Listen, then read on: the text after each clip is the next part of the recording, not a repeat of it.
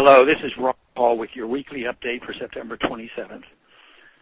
This week marks 6 months since Congress passed the health care reform bill in what has become all too typical legislative chicanery. Those in power crafted a mammoth piece of legislation and rammed it through Congress under a dire sense of emergency. Insisting on time enough to read the bill was dismissed as dangerous and crazy in a time of crisis. We were told that if we really wanted to see what was in the bill, we would have to pass it first. I cannot imagine the Founding Fathers intended that Congress legislate in this manner. I would think if a member is not absolutely certain the entire legislation meets constitutional muster, the default vote should be no, in accordance with our oath of office. But now that Congress has had 6 months to read the new law, there is a significant amount of buyer's remorse on Capitol Hill. The more constituents learn about the law, the more angry they become. 60% of Americans are now said to be in favor of repealing the entire thing. Unfortunately, it is much more difficult to repeal a law than it is to pass a bill.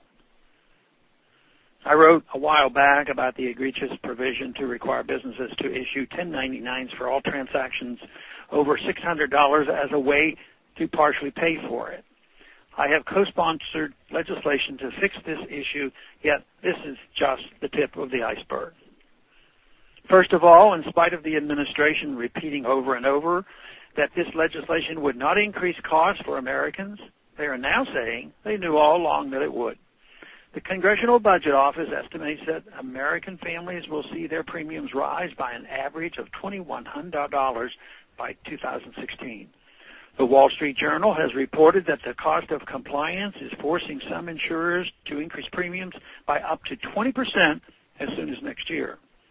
Also, in spite of repeated claims from the administration that we could all keep our plans and doctors if we liked them, the administration's own officials are now predicting that won't be true for up to 117 million Americans who will lose their current plans.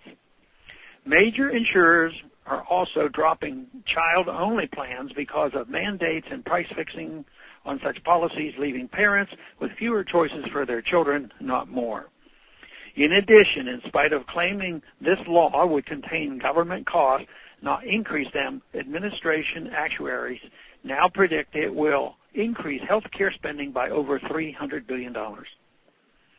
This additional spending comes along with doctor shortages, fewer choices, and more taxes.